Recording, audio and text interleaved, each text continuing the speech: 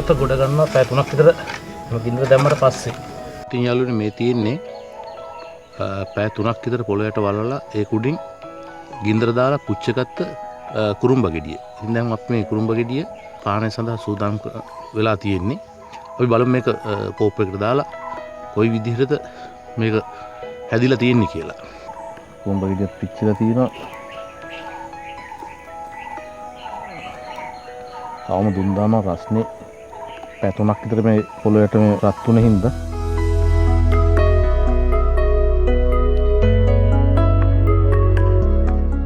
අද පාටකුත් තියෙනවා. එයාගේ කෝප් එකට දාගමු.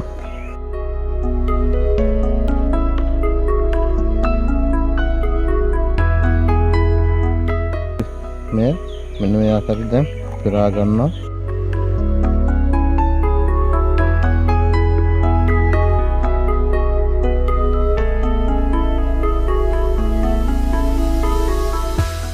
පාටත් හොඳ ප්‍රියජනක පාටක් තියෙන්නේ.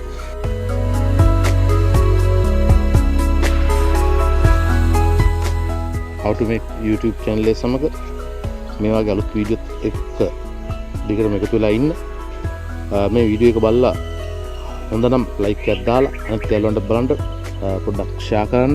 ඒ වගේම මතක ඇතුව subscribe කරලා ඊට දකුණු පැත්තෙන් තියෙන bell icon එකත් click කරන්න. එතකොට මේ වගේ අලුත් වීඩියෝ ආවපුවහම එකට හැමදාමත් ඒ අලුත් වීඩියෝ බලන්න හැකියාව තියෙනවා. එහෙනම් අදින් දවසෙන් සමුගන්නම්.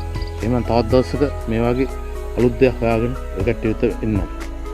ගිහින් එන්න. ජය වේවා.